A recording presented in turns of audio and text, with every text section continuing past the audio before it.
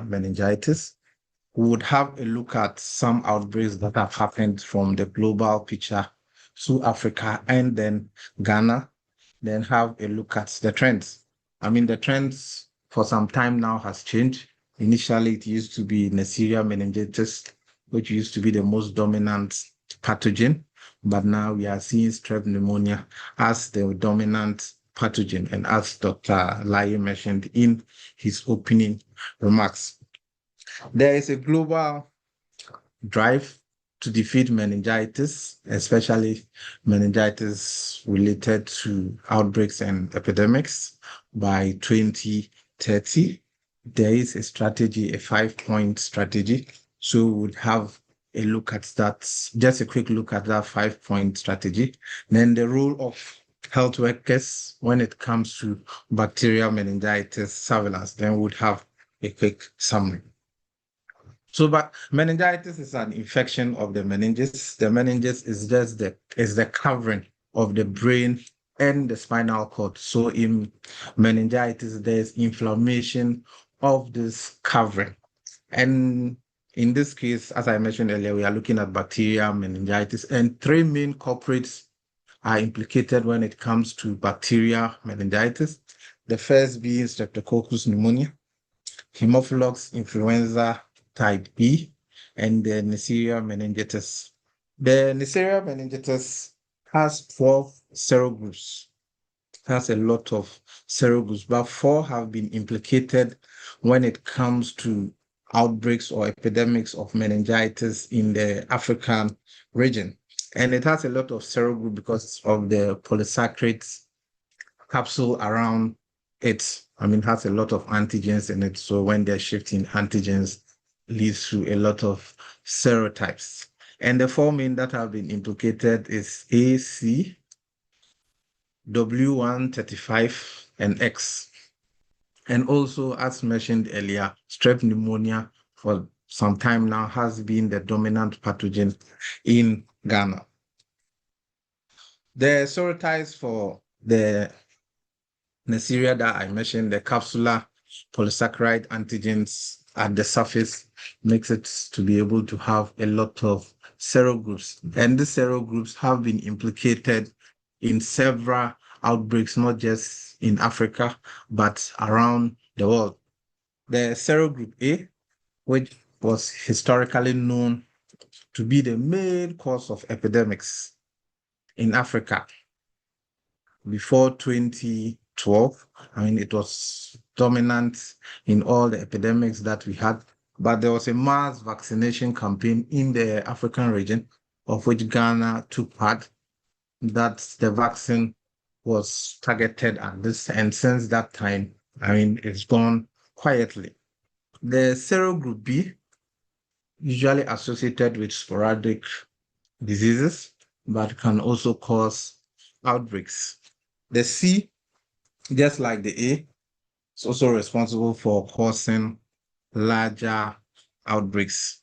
And then the serogroup X, which was recently seen in outbreaks in Ghana, Togo, Benin, and Nigeria. So for the distribution, this is a disease that is seen worldwide, but mostly predominant when it comes to the African region. And also in the African region, it's usually in the meningitis belt, where we see annual outbreaks or cases in those areas. This disease is usually common in children between the ages of 2 to 29, children and younger adults between the ages of 2 to 29 years, and crowded populations where you usually have a lot of people gathering in prisons, in refugee camps, and all that. These are very common in such places.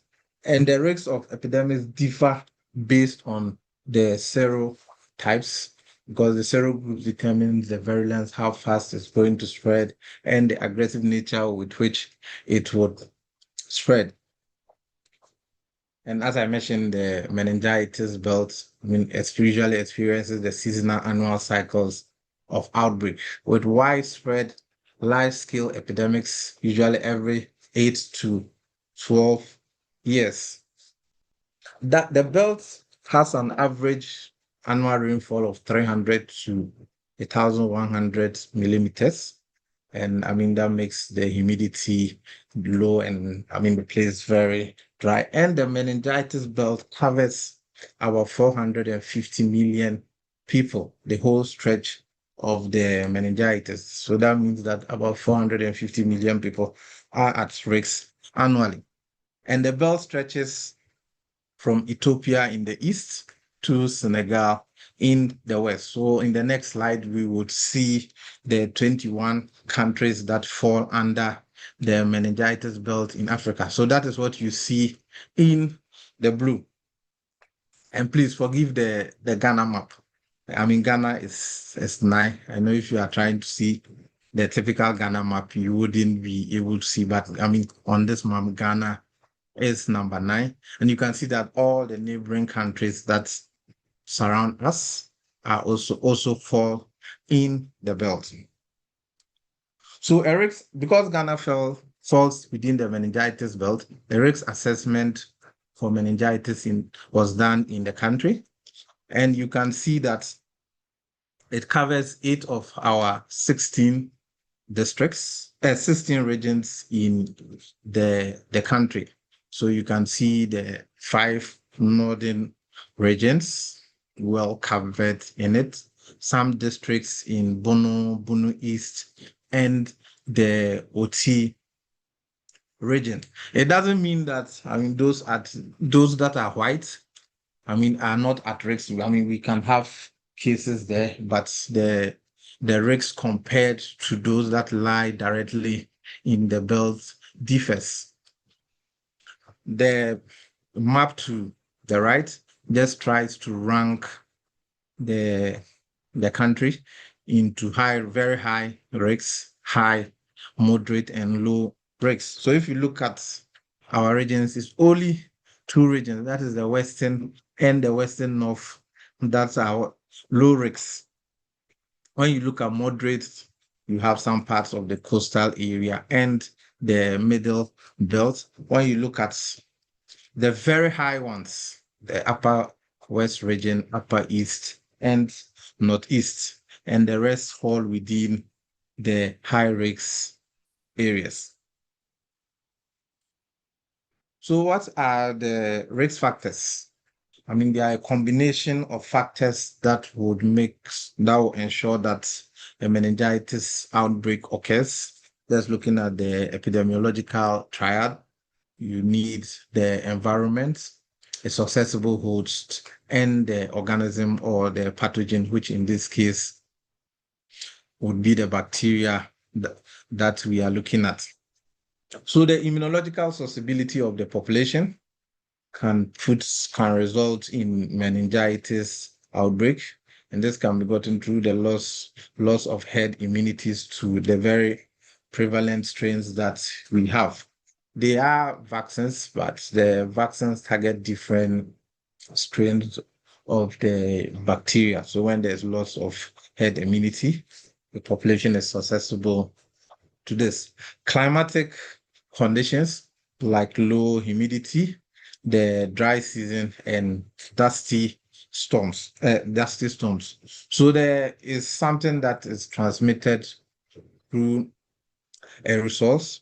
So in this low humid environments and dusty places, I mean, the respiratory mucosa are usually damaged, and I mean, makes it very easier for the pathogen to be able to transmit from one person to the other. The virulence of the organisms involved, the socioeconomic proxies, we are looking at overcrowding, poor ventilation. I mean, it's common in the Harmattan season because there's a lot of, because of the weather, usually in the nights and in the evenings, there are a lot of crowdings in the rooms. And then most of this, I mean, old houses or just have poor ventilations, and this can easily lead to the spread of the pathogen, leading to outbreaks. Acute respiratory tract infections, may also contribute towards the development of the disease and leading to various outbreaks and epidemics. So for major meningitis outbreaks in the country, so had a massive meningococcal epidemics in the 1980s and then the later part of 1996, 97, and it affected a lot of countries, with some of them even outside the meningitis belt. So you had countries like Burundi, Rwanda, Tanzania, Uganda, and all having these outbreaks in these two regions, and they lie outside the meningitis belt. So the 1996-97 outbreaks, there were a total of 19,000 cases in Ghana with 1,200 deaths. And the next one, 2008 and 2011, there were focal outbreaks in the Asante Akim South and Obuasi, and these were due to the serogroup Neisseria meningitis C. For 2010, the usual culprits, Upper East and Upper West, had their share of the outbreak, and the causative agent during this outbreak was the NMW135. 2012, another outbreak in the Upper East region, and the same strain that happened in 2010 was the dominant strain. 2015-2016, we had outbreaks in the Bono and Ahafo regions, Upper West, Upper East, and Northern regions. The same strain was in circulation, but in this time we had strep pneumo joining the strains that were isolated.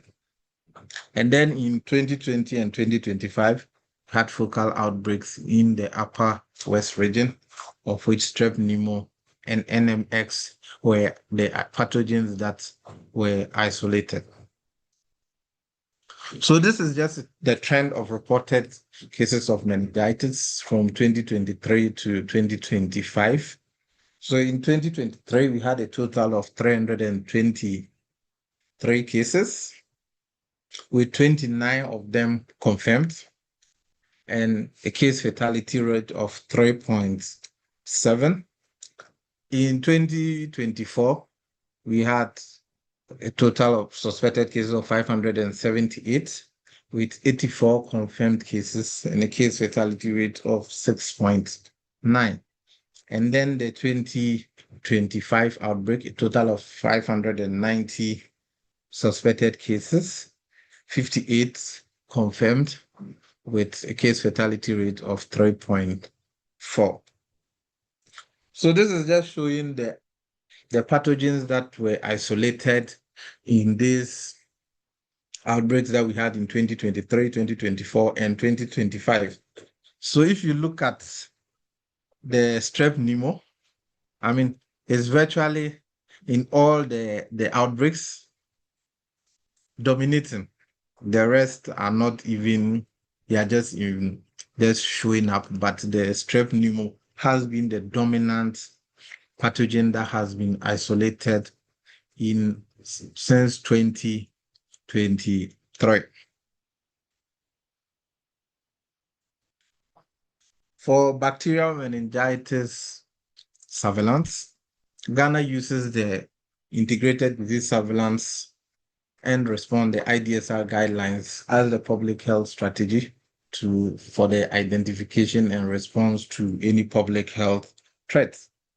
So the case definition for meningitis based on the IDSR, usually in 3 categories: the suspected, probable, and confirmed cases.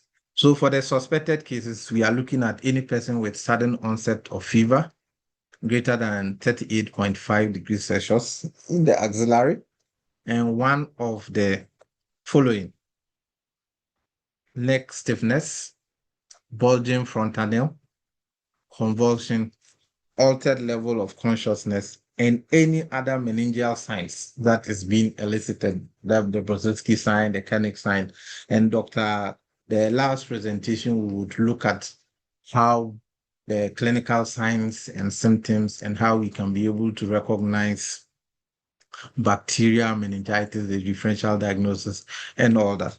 For a probable case, it's a suspected case with a microscopic aspect, just by looking at the CSF, that you can be able to tell whether you can be able to classify the case as a probable case.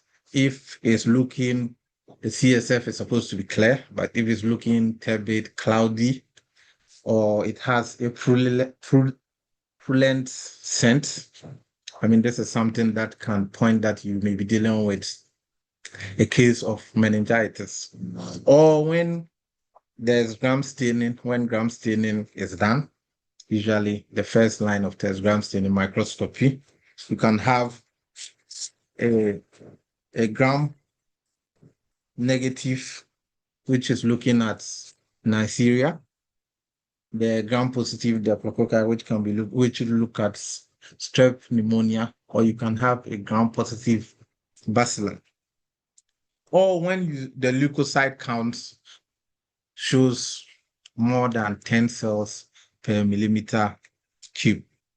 Then for a confirmed case, we are looking at the isolation or the identification of the causal pathogen, which can be either Neisseria meningitis, strep, pneumo, Haemophilus influenza, from the CSF of a suspected or a probable case, either by culture or PCR.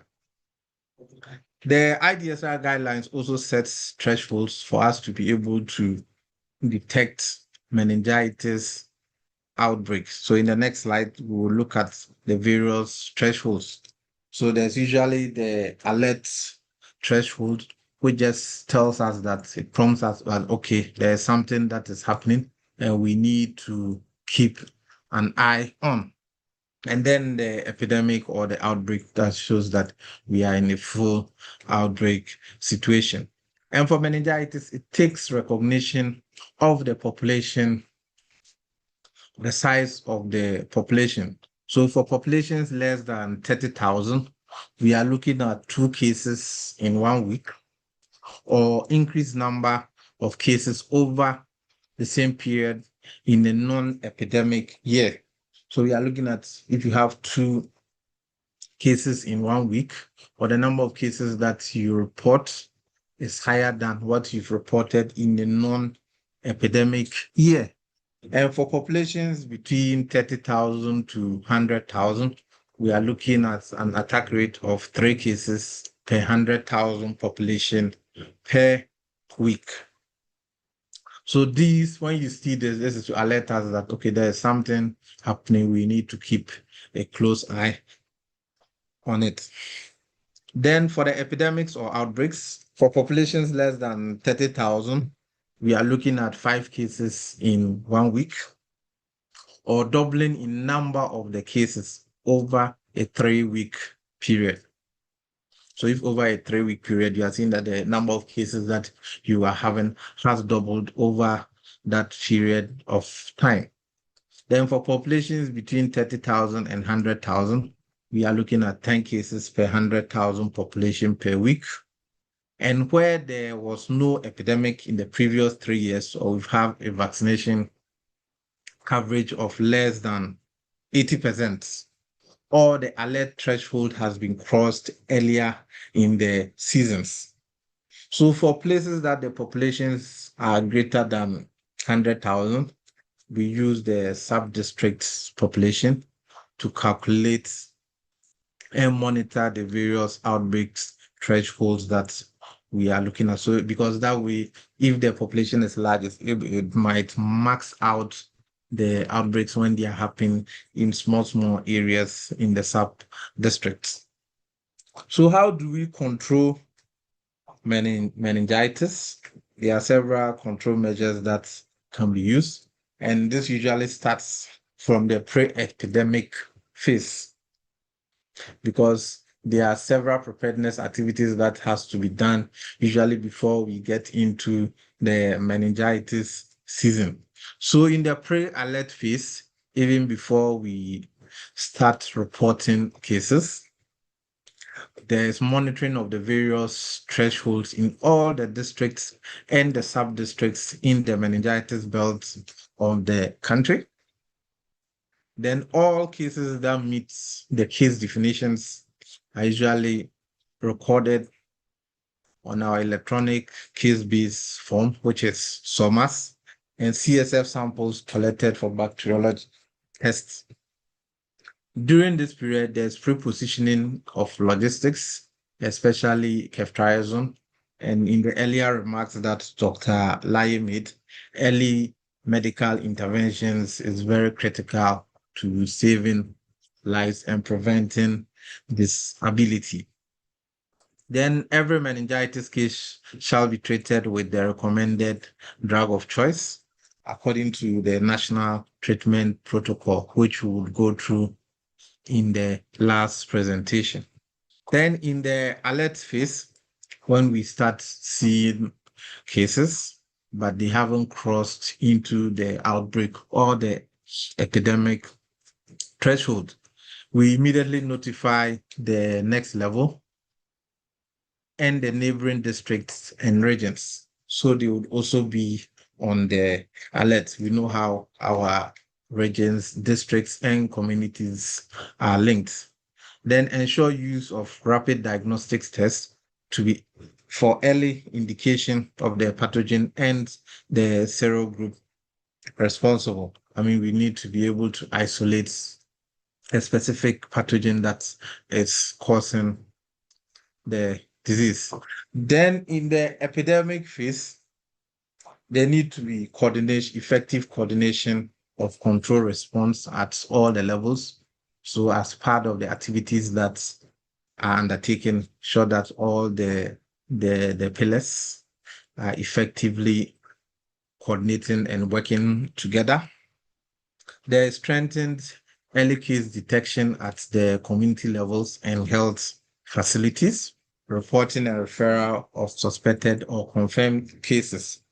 The first point of call, that is usually the most critical part. So there's orientation of all healthcare workers, of which this webinar session is one of them, to ensure that cases are, we are able to recognize or identify cases early and start the various treatment regimes that we are supposed to do. Then enhance laboratory capacity for meningitis testing, and then institute prompt and effective case management of all meningitis cases. Then immunization if the susceptible pathogen, there are vaccines for the susceptible pathogen. Then ensuring that the public is well aware of the season that we are in, the risk factors that promotes its transmission, how to prevent it and control it among the communities. If the community members are well appreciate what we are doing, they would report early to the facility, and this will lead to prompt detection of the cases.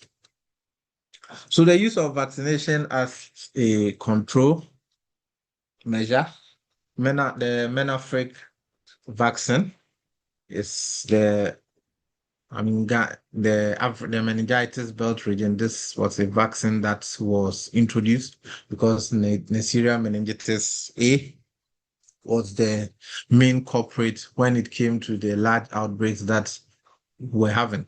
So this vaccine was introduced, and then the campaign was done between the 8th to the 18th of October in 2012, and the targets were Northern, Upper East, and the Upper West region. The old ones, then 34 districts and a target population of 3 million people. Since this vaccination campaign was done, the country hasn't recorded any case of Neisseria meningitis A since 2012. But however, we've seen other serogroups of the Neisseria meningitis. We've seen the W1B135 serial meningitis X, and then others like the strep pneumo and the H influenza. I mentioned earlier that there is a global roadmap to defeating meningitis by 2030, and is based on 5 main pillars.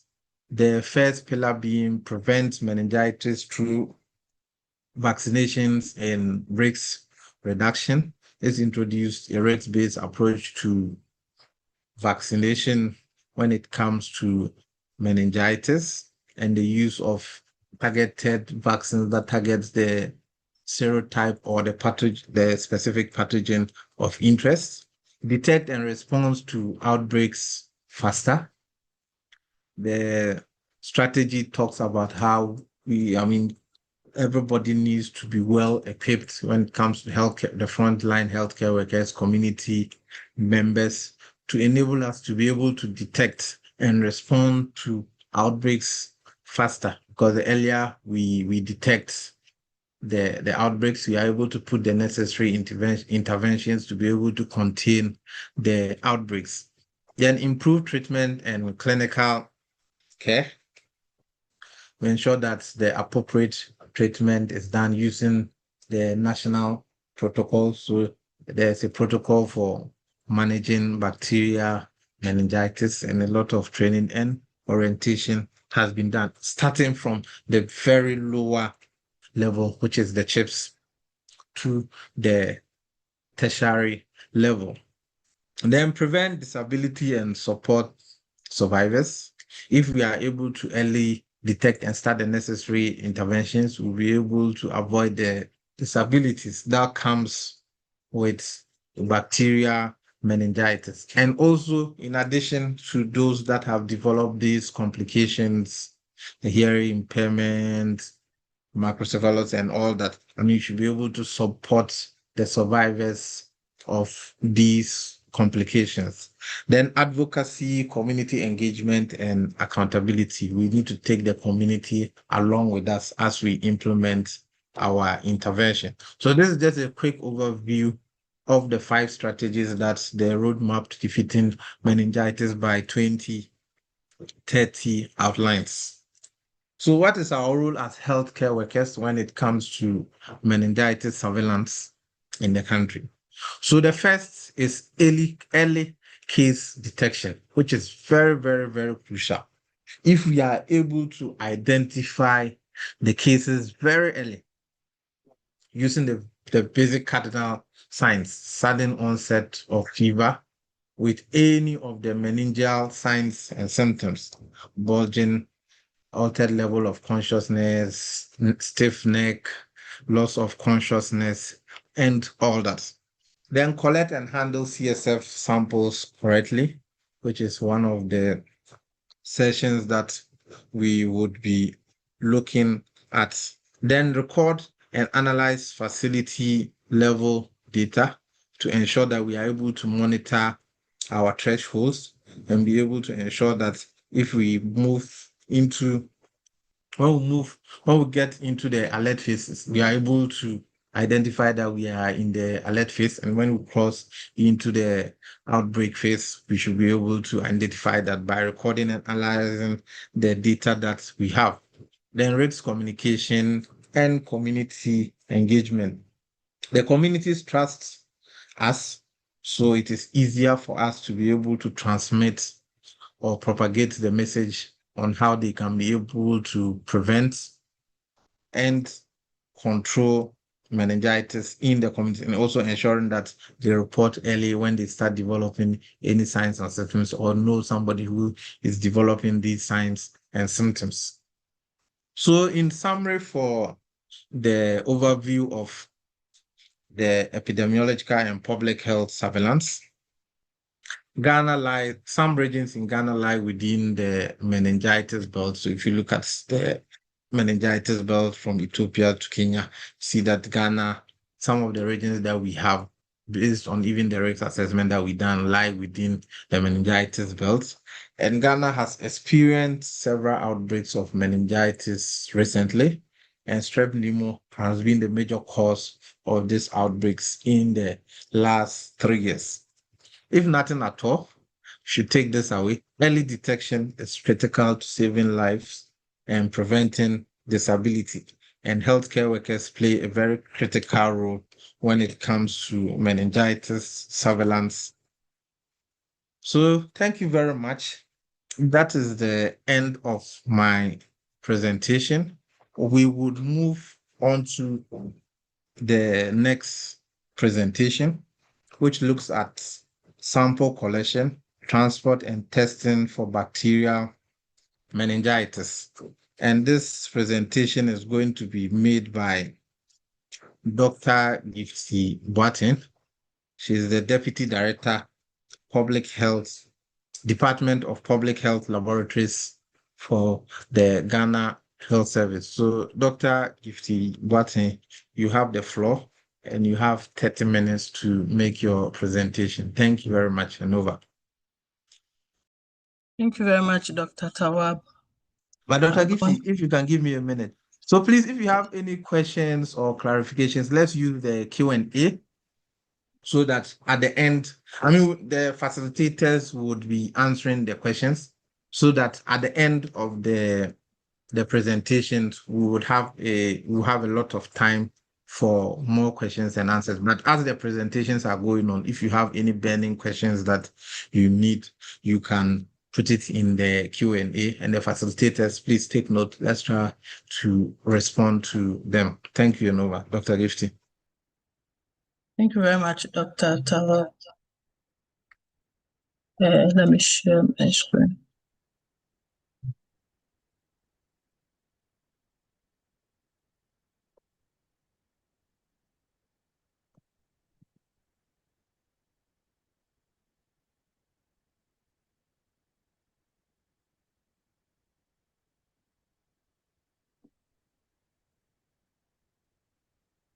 Hello.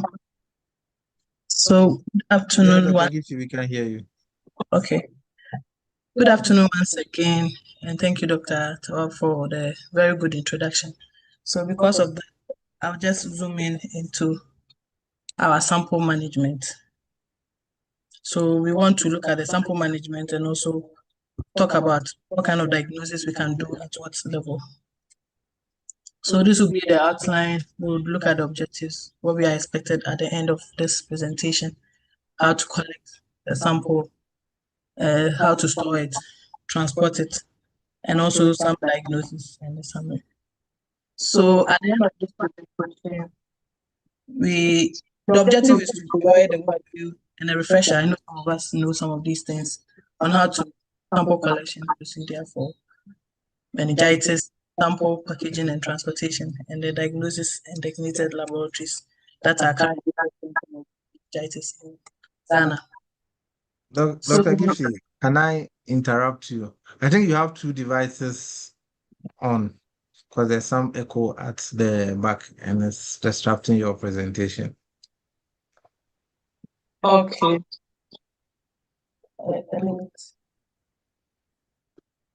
So,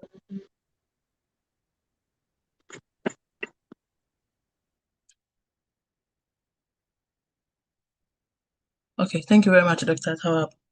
Okay, so for lab, as we would always say, for us to be able to get a very good results for you, and for that matter, for meningitis, you need to properly collect the sample, transport it very well, the way we are going to talk about, and the conditions that goes with it, so that we will be able to isolate, identify, and also characterize the agents that Dr. Tawab talked about. And so for here, N meningitis, strep pneumo, and then H influenzae. So we would really want us to really look at how to properly collect and then also transport. And we are saying that because of the cultures that we'll do, for cultures, we would request that you collect the samples before antimicrobial therapy starts. However, treatment of patients, we should not delay whilst we are waiting for the sample collection or the results. So please, if the sample collection is delaying, kindly go ahead and start treatment to save lives. So for meningitis, CSF is the best sample for us. And so that is what I'll talk about. You would have to collect about 3 to 4 mils, and you put all of this in a sterile screw cap container. And then you transport 1 mil, or you transfer 1 mil into trans-isolate medium for culture and sensitivities. So please, for culture and sensitivities, do not put them in plain tubes. Put them in trans-isolates for us to be able to get viable organisms for you. Please, for culture and sensitivity, do not refrigerate. That means do not put it in a cold chain, or you expose it to excessive heat or sunlight. If you are sending the samples for culture and sensitivity, please remember not to put it in cold chain, expose it to excessive heat or sunlight. And then you're also transporting 1 mil in a cryo tube for PCR testing. Then you use the rest for gram staining and cytology. So please, for the same patient, you have 3 mils in a screw cap sterile container, and you are separating them into 3 different containers. For culture and sensitivity, you put it in TI medium. For PCR, in a cryo tube. Then the rest will be in your sterile container, where you are starting your gram staining and cytology at the facility where you are, if you have the facilities. So how do we transfer our sample into a TI media? Before you use the TI media, it has to be stored at -4 degrees. But please, when you are ready to use, let it come to room temperature. When you collect and you're preparing, for those who are in a alert phase, if you have the TI bottles, please store them at 4 degrees cold chain. And then when it is about to be used, please bring it out to room temperature before you transfer the 1 mil into that. So how do we go about it? We use a sterile forceps to pull the aluminum cover around the bottle. You pull it away, but please do not pull everything away. And then you would have to disinfect with 70% alcohol, and then you allow it to dry. Do not use povidone iodine on the rubber. And as I've said again already, do not completely remove all the metal. Just lift the top and swap it or disinfect it with 70% alcohol and allow to dry. Then with a sterile syringe and needle, you inoculate 1 mil, as I've said already, into the TI medium. Then you invert it several times to mix. But before you pick the TI bottle to use, kindly check for sterility of the bottle. So you would have to tilt the bottle with the liquid parts. Let's go back. So the liquid parts, as you can see in the picture, and check for turbidity. If it is very turbid, it means it is already contaminated. Do not use. So, and then check also on the media side, the black side. If you see any growth on it, it means the bottle is already contaminated. Do not use it. Then, after adding your 1 mil to your TI medium and mixing it, you are supposed to transport it immediately to the lab within 1 hour. However, if you cannot transport that to the lab within 1 hour, please vent the bottle. When we say vent the bottle, what we mean is that put a needle in the rubber and then clock it at the top of the needle with a cotton, as you can see in the picture. And I know all of us don't have this facility, 35 to 37 degrees and 5% carbon dioxide. And so what you have to do is to just leave it at room temperature, and that will be fine. So when you are not able to transport immediately to the lab, kindly vent your TI medium and then leave it at room temperature in your facility. So the venting ensures that we are able to get a good recovery of the organisms. So it helps the organisms to grow. And please do not let the needle touch the broth. That is the liquid part of the medium. Please do not let the needle touch. And then if you are unable within that 1 hour, within 3 days, kindly ensure that you send this to the lab for cultures. However, if you are transporting the TI bottle after the 3 days, if you are ready to transport, please do not transport it with the needle or do not transport it with the vent on it. Kindly remove the needle and press back the metal part that you lifted at the beginning. So you remove it, you disinfect the top, and then you place the metal cap before you transport. And we'll talk about the transportation later. So for the transportation, this is in summary what we are saying. You have your sample in the screw cap, the sterile cap. You transfer 1 ml into a TI bottle for cultures, 1 ml for PCR testing, and please kindly add or ensure that you have entered all the details of the case in the SORMAS. We are also going to make sure that we put your results there. So kindly do that before you send the samples to us. And so by the time the sample gets to the lab and we are done with the testing, we'll be able to go back to the SORMAS and put your results there. So these are the conditions that we would have to remember for the transportation. If it is for microbiology, you are transporting it at room temperature. And for here, our regional labs can do microbiology for us. Our zonal labs can do that, and the national can also do that. So if you are transporting the sample for microbiology, that is for culture, please, you are transporting that at room temperature.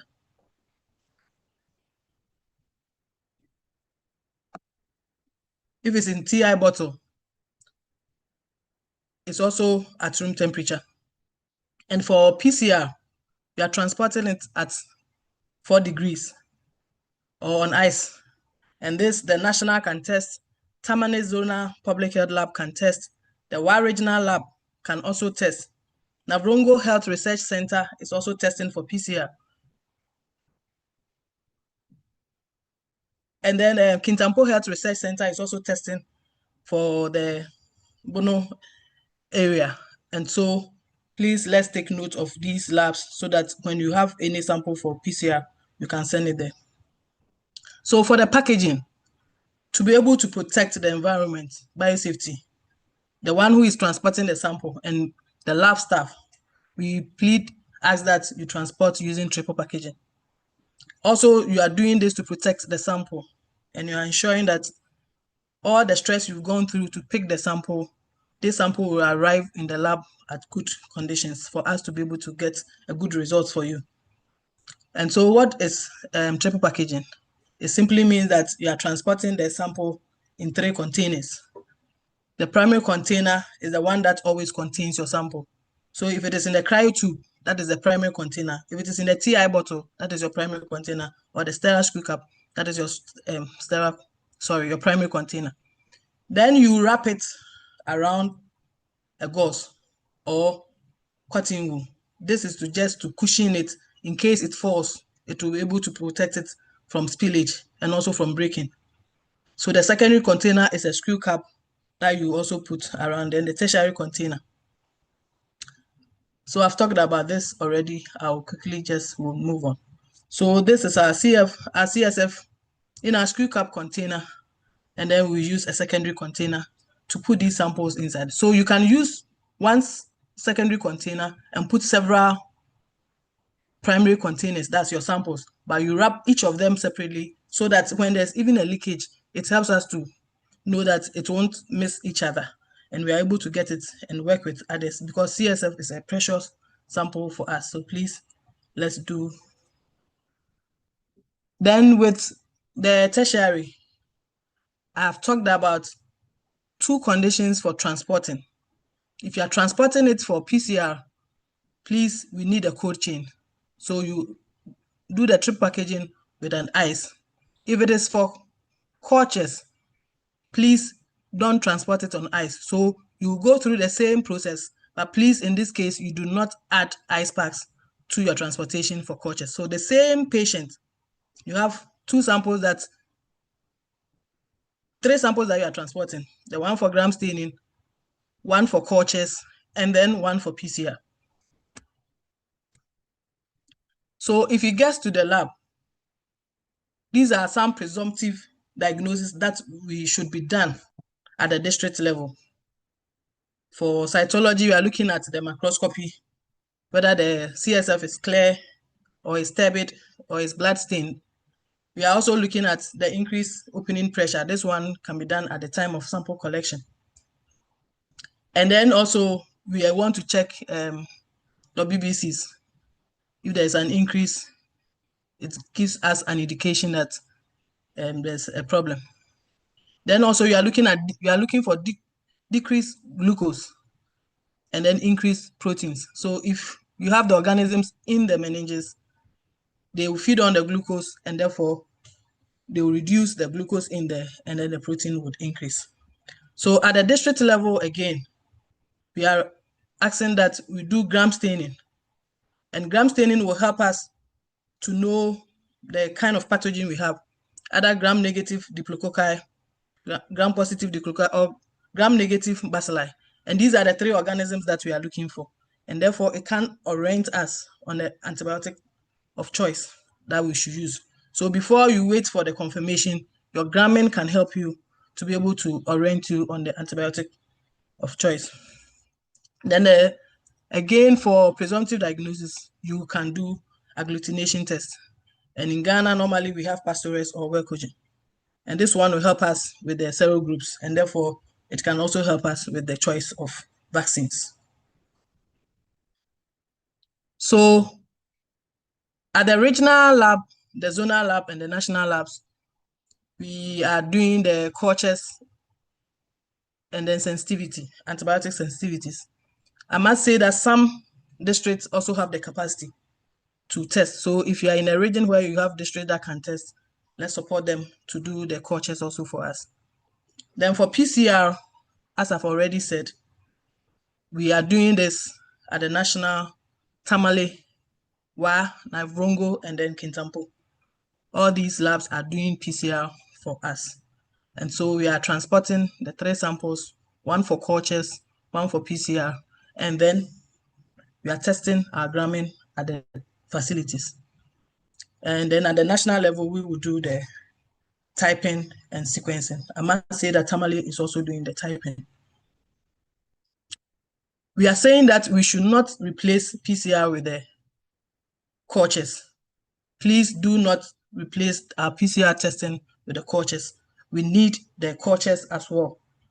The reagents that we have for the typing, for PCR, we don't have a lot. But for cultures and sensitivity, we can go to the end and give you the serotyping. So please do not replace your PCR. So don't take PCR and leave your cultures. Let's move all those samples together. And then when we test for malaria and it is positive, please, we should go ahead and treat, but we should not rule out meningitis testing. So if you suspect a case and you've tested for malaria and it is positive, go ahead and treat the malaria, but please go ahead also and take samples for meningitis testing. And so for all that I'm saying, if you have the sample in the lab for our agglutination test or rapid test, what we do is we centrifuge the sample, we use the supernatant for our RDTs, and then the sediments, we do our gram stain. Then if you are in a district that you can do also the cultures, please you plate it on chocolate and blood agar. And then for the CF test for the PCR, that would be at the labs that I've talked about. And that is if you are doing this, you are doing that within 1 hour. But if it is more than 1 hour, as I've said already, you have to put it in a TI medium, incubate it. And I know most of us don't have this facility. So please, let's leave it at room temperature. And then in the lab, we do our subculture for chocolate and blood agar. So in summary, what am I talking about? I'm saying that appropriate samples will help us to get good results for you. And all samples should be packaged in triple pack conditions because of biosafety and also to protect the environment.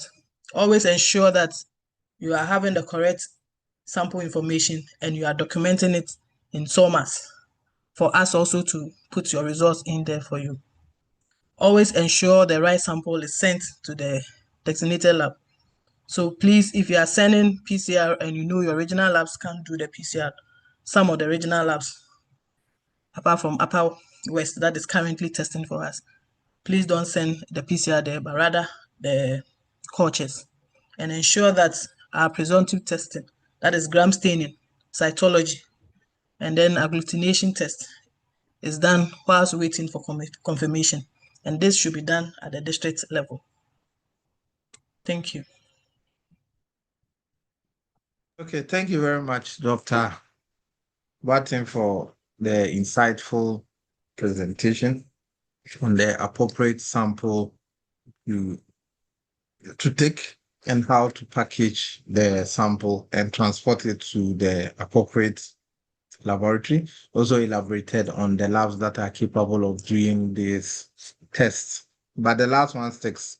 I mean, we should do our presumptive testing, which is the microscopy or the agglutination, whilst waiting for the confirmatory test. So Dr. Gifty, there are some questions for you in the Q&A. So if you can kindly check it and stop sharing your slides so we can get on to the next presentation. So the next presentation is going to look at meningitis case management.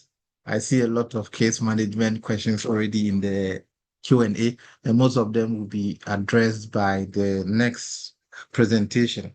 This presentation is going to be done by Dr. Med Joseph Oliver-Komi, the consultant infectious disease and the director, Ghana Infectious Disease Center. So Dr.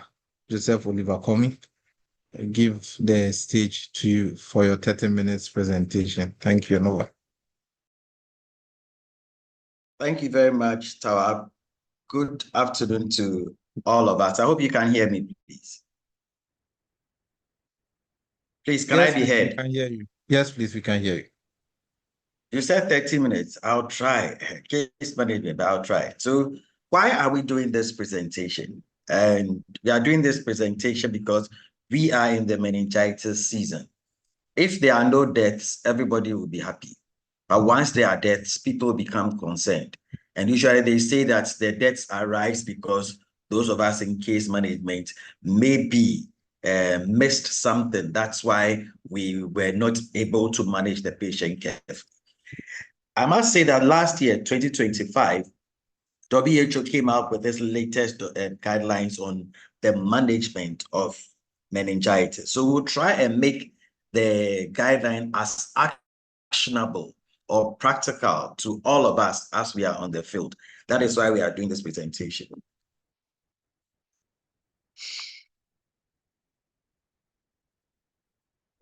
Okay, so I've spoken about this. Recognize the clinical features, apply the WHO recommended initial assessment and steps. You perform appropriate diagnosis testing, which has been done already. And then we start empiric antimicrobial therapy correctly and also adjust them based on the pathogen or lab results available. Then we shall look at how to implement infection prevention, referral, and follow-up plans, including long-term care needs. So during this season, I must say that I'm not talking about meningitis in general, as if we are learning meningitis the first time. No, during this season, suspect meningitis when? So if you have a young child, suspect acute meningitis, child is not sucking well, maybe has vomiting and diarrhea, either the child has a fever or the child has a hypothermia. This child is irritable, lethargic, or the child is not acting well. This infant or neonate is not acting well. When you see these things, suspect meningitis in the season in which we are operating. What about adults and people, children older than 5 years? Suspect meningitis when you have a fever, usually more than 38. Person may present with altered consciousness. Either they are confused or they may present in coma. They may complain of neck stiffness and they may have headaches. Occasionally, they may complain of photophobia. They may be vomiting, and some of them may even come with some seizures. When in this season, when you are getting some of these things, at least about 4 of these things, please suspect meningitis. For the signs, we've spoken about the positive Brunziski sign or a positive Koenig sign, or positive Brunziski, positive Koenig sign. Bulging fontanelle in children. Sometimes the children may be hypotonic or they may have hypotonia or hypertonia. So think about these things. I will share slides. So when we look at the clinical manifestations of acute bacterial meningitis from the guideline from the WHO, they speak about a triad for bacterial meningitis. We have fever, we have neck stiffness, and we have headache or impaired consciousness or altered mental status. During this time, when you find fever, neck stiffness, headache, or impaired consciousness, be thinking about meningitis. Then we'll know about the meningeal irritation, because we say that meningitis is just inflammation of the coverings of the brain. So the PRMT, and that may result in what we call into the light, or may look into light and complain that, well, I have some pain behind my eye. Then we'll talk about our Brunziski sign and also Koenig's being positive. I must say that, having said all this, we will see that there are non-specific signs when it comes to meningitis, and we need to keep that at the back of our mind. So when we see Brunziski, in Brunziski, Dr. Komi, we are losing you. I don't know if you can adjust yourself a little. It's just when you flex, involuntary flexion at the hip joint. Can you hear me, please? Hello? Dr. Komi, it's better now. It's better now. Okay, thank you very much. So I just discussed the Brunziski sign. When you flex, the passive flexion of the neck of the child may result in flexion at the hip joint. And for Koenig's, it's flexion at the hip joint. And when you try to extend the leg, there is pain, and that you are unable to, fully extend the leg at the knee joint. Then we say that that is a positive Koenig sign. So for meningeal irritation, either a Brunziski sign, which commonly is in children, or a Koenig's, which we can see also in adults. I remember I said that there are unspecific manifestations. So yes, they can present with malaise, nausea, vomiting, abdominal pain, or back pain. Fever and unspecific symptoms alone are not enough to treat the patient as a suspect case of meningitis. Always look for neck stiffness and other neurological manifestations. I remember last year I went up north and I was told that, oh, we have a suspected case. When I got in there, that patient had already had an LP done for that school, had already had an LP done. And then when I asked the patient what was the problem, he said, oh, I carried some heavy thing yesterday and I had some pain in my neck. There was no fever. The patient just presented with neck pain, LP done. I beg you. Neck pain alone in this time doesn't mean that the person has meningitis. Always look for neck stiffness and other neurological manifestation, plus the fever. Very, very important. Else we may be doing too many LPs unnecessary. The unspecific symptoms or manifestations may also, in our time, currently, once we have fever and unspecific things, one of the common things that comes up is think malaria. So in these times, as you think malaria, also think meningitis. So I said that malaria may present with unspecific symptoms too. So during this season, consider all your fevers to be possible meningitis, not all your fevers to be possible malaria. No. In the meningitis season, all our fevers are potential meningitis. They could also be meningitis with malaria or malaria with meningitis, but don't just think malaria only, think also meningitis in times like this. And I just put this there to guide us or to show us or to try and explain what I was saying about unspecific symptoms, malaria, and meningitis. This part for me is very, very important for us to note. Fever and neck stiffness, you are thinking suspected meningitis. It cannot be malaria. But when you have fever, confusion with coma, that can also be suspected meningitis or suspected malaria. Fever with neurological signs will also be meningitis, could also be malaria. Fever and behavioral changes can be meningitis, can also be malaria. So what I'm trying to say, in this season, your fever plus your unspecific signs and symptoms may be malaria, but also think meningitis in times like. But remember the first one, fever and neck stiffness cannot be suspected malaria, but usually that is suspected meningitis. So there are some few slides just to say that you test for malaria in suspected cases of meningitis. You suspect meningitis, also screen the patient for malaria. A positive malaria test does not rule out meningitis. Hello, I hope you can hear me. That's during this season, any suspected case of meningitis, test for malaria. Remember, there was a fever, unspecific symptoms. When you test for, you're suspecting meningitis and you test for malaria and it is meningitis, I hope this is very clear. Else we shall miss some cases of meningitis. So here we say that if you do the malaria test in a meningitis suspected case and it is positive, treat for malaria, also do not rule out meningitis.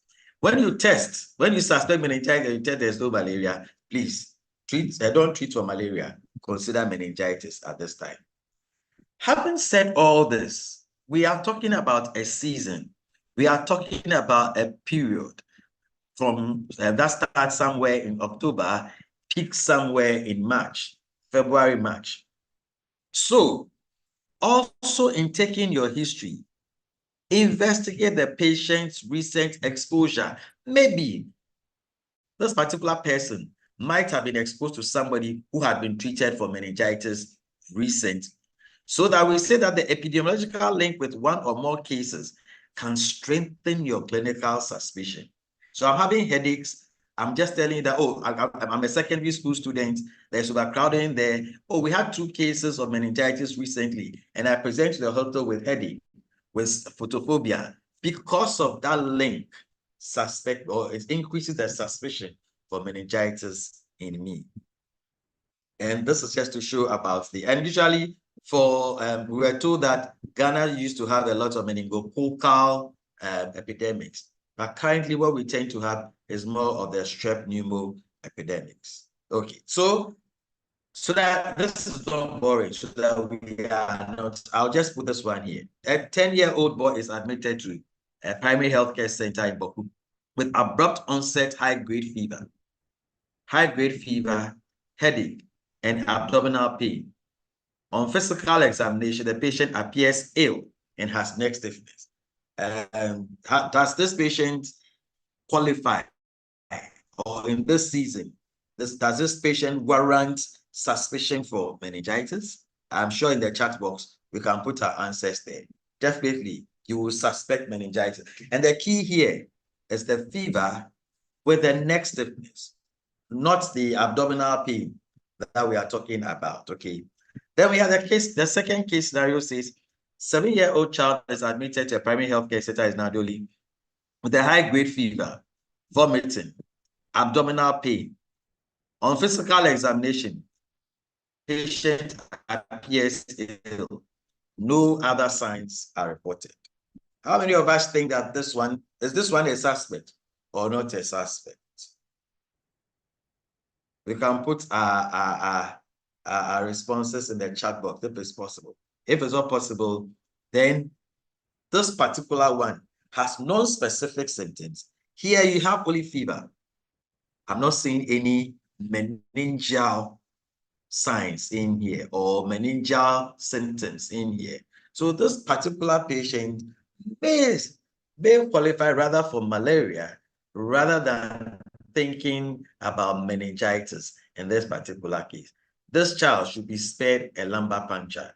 The first one should have a lumbar puncture. The second one should be spared a lumbar puncture. Let us do the RTT also in this child. And once it's positive, let us treat for malaria, not for meningitis. Okay. The two others. So a 25-year-old male admitted to the ER of the Upper West Regional Hospital with sudden onset fever and headache. Physical examination, patient is confused. Malaria RDT is positive. This patient, sudden onset fever. Examinations show that the patient is confused, but the RDT is positive. Is this one a suspected case of meningitis? Definitely. This patient is a suspected case of meningitis and also is positive for malaria. So we shall manage this patient for malaria, and yet we shall do a lumbar puncture for this particular patient. Or we shouldn't do a lumbar puncture for this particular patient. We'll get to know. So this patient is a suspected case of meningitis and also confirmed for malaria. 73-year-old woman presents to the Tamale Teaching Hospital with a history of fever, poor feeding, headaches. She is said to have lost consciousness and also noticed not to be moving her left hand. Caretaker said she had noticed what she describes as a seizure with the fever. This patient is also a suspected case, but this patient could also pass for somebody maybe who has had a stroke, 73-year-old, poor feeding, headaches, had a seizure. But remember that in this particular case, we are saying that yes, there's been some neurological problems. She's also had a fever. She's also had a seizure. So in this case, please do not be thinking only stroke in this particular patient, but also consider a possible case of suspected meningitis. So what do you do after your suspicion? Definitely, once you suspect, and we say that meningitis is a medical emergency, once you suspect, you need to go ahead, triage your patient, and stabilize your patient. Very, very important. Then you go ahead to investigate to confirm your suspicion. Remember that it's a suspected case. So must be investigated for us to confirm our suspicion. You can arrange for a lumbar puncture to be done in trying to confirm our suspicion. If the LP is not feasible, what do you do next? LP is not feasible. What do you do next? What are the referral pathways? Have you heard about empiric antibiotic therapy? When do we start this? And then also we need to look at post-treatment monitoring for possible complications. So in triaging, please assess the airway, breathing, circulation, take your temperature, blood pressure, oxygen saturation, capillary refill. Let's do the basics that we'll always do when we are triaging a patient.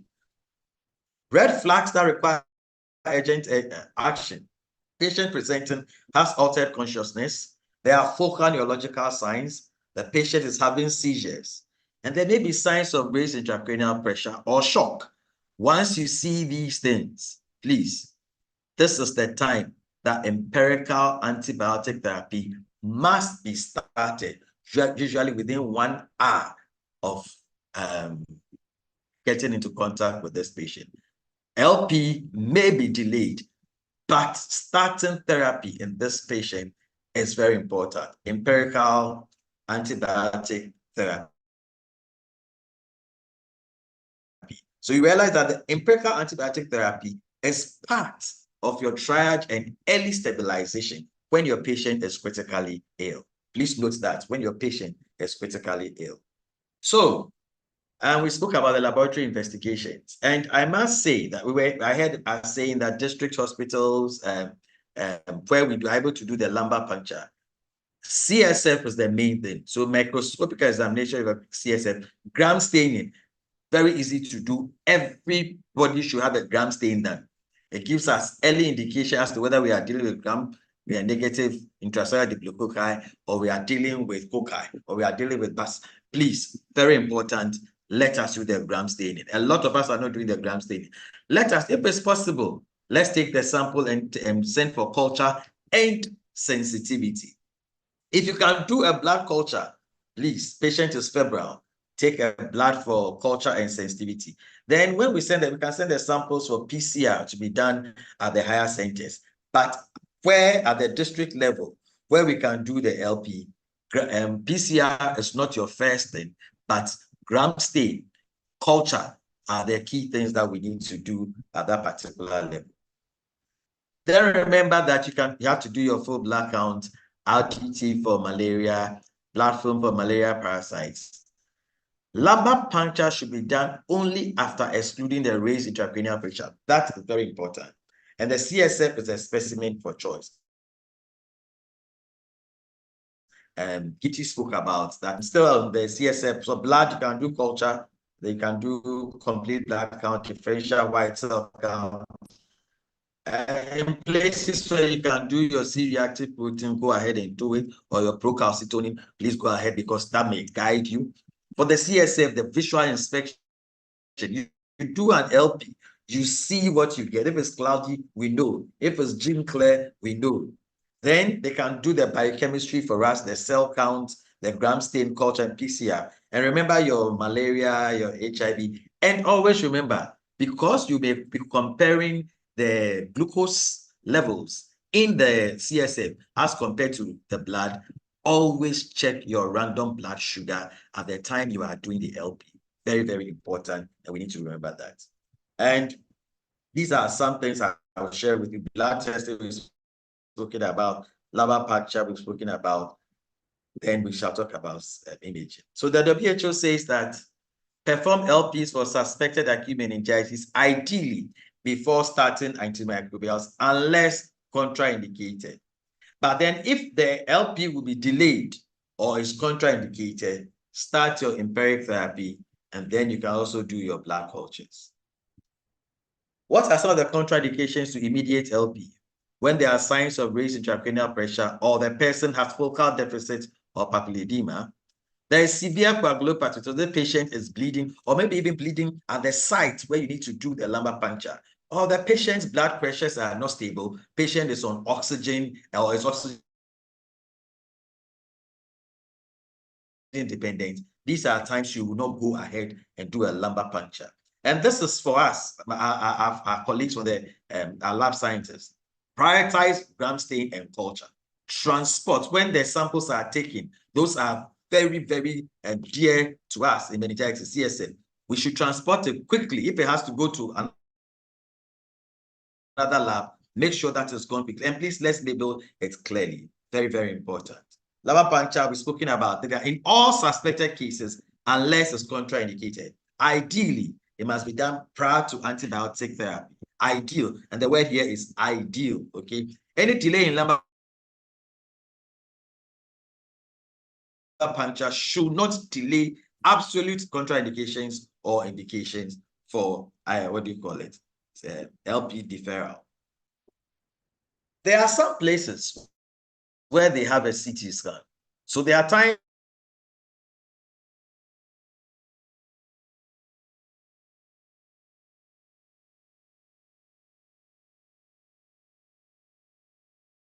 you say that when the patient comes in, we ask, what is the role of it?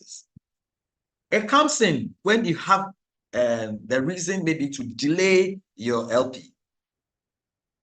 So when you perform cranial imaging and then you defer your LP, or cranial imaging is not available or readily available, you do not perform LP until these factors are fully resolved. What we are saying is that anytime you suspect, you have a reason that there may be some signs of raised intracranial pressure, there may be some focal neurological deficits, or you think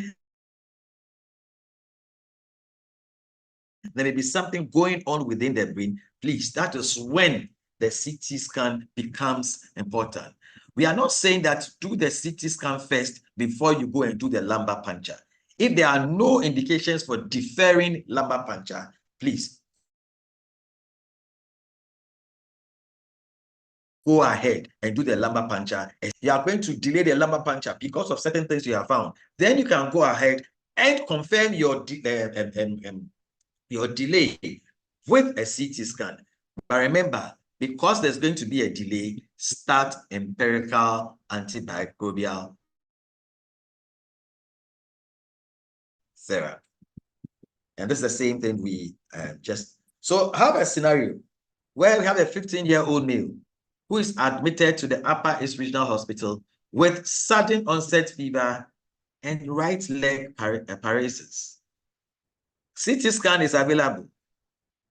Would you consider this patient first as a suspected case of meningitis? This is a 15-year-old, has fever and some weakness in the leg. Would you consider this patient as a suspected case of meningitis? Yes. Where we are and in the season in which we are at the moment, fever plus focal neurological signs might be considered suspected meningitis. So, in this case, would you defer lumbar puncture and perform a CT which is available? Yes, because of the focal neurological deficit, which is the right leg paralysis. You may want to delay your lumbar puncture and go and do a CT scan to be sure that you don't have any space occupying lesion or there are no signs of indications for raised intracranial pressure. What else will you do? Definitely, in this case, I'm suspecting meningitis. I'm going to ask for a CT scan to be done before maybe I consider doing a lumbar puncture. That is going to delay the LP. So what will I do? I will start antimicrobial therapy in this person. And when we are cleared that there's nothing happening in the brain, we can go ahead later and do the lumbar puncture. The fact that you started antimicrobial therapy doesn't mean you shouldn't take your sample. Ideally, and the word here is ideally, we should do the lumbar puncture before we start antimicrobial therapy. But this is the case where there's going to be a delay. And because there's going to be a delay, and this patient, and you are suspecting meningitis, you will start your antimicrobial therapy, do your CT scan. If there are no signs of raising the cranial pressure, you can go ahead and do your lumbar puncture and send maybe for PCR. You may not be able to culture, but definitely you should be able to send for PCR and also do some cell counts. So we're speaking about this already. So the CSF analysis, and for all of us, when it's brought to us, they are looking at the CSF glucose, protein, cell count, and the differentials. Gram stain, very important. And we are saying that diagnostic yield of these investigations can be reduced by a prior initiation of antibiotic therapy, but this should not prevent LP from being conducted. So during the LP,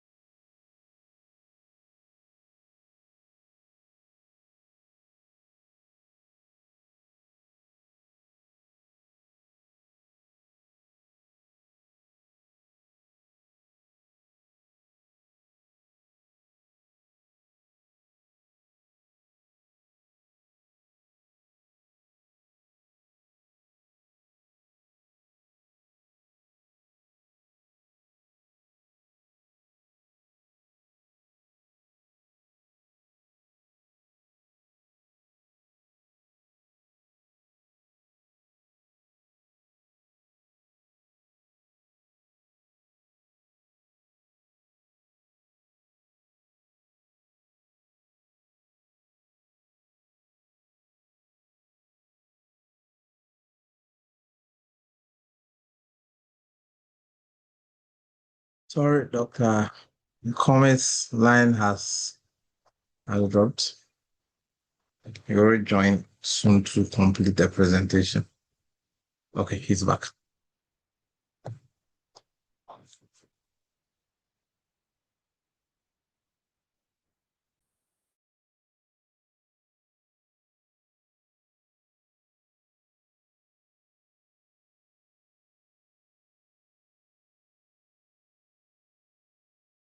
Please, can I be heard?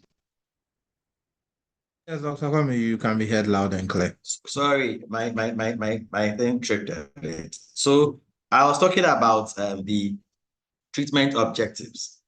And we say that prompt initiation of empiric antimicrobial therapy appropriate for age and the condition, very much important.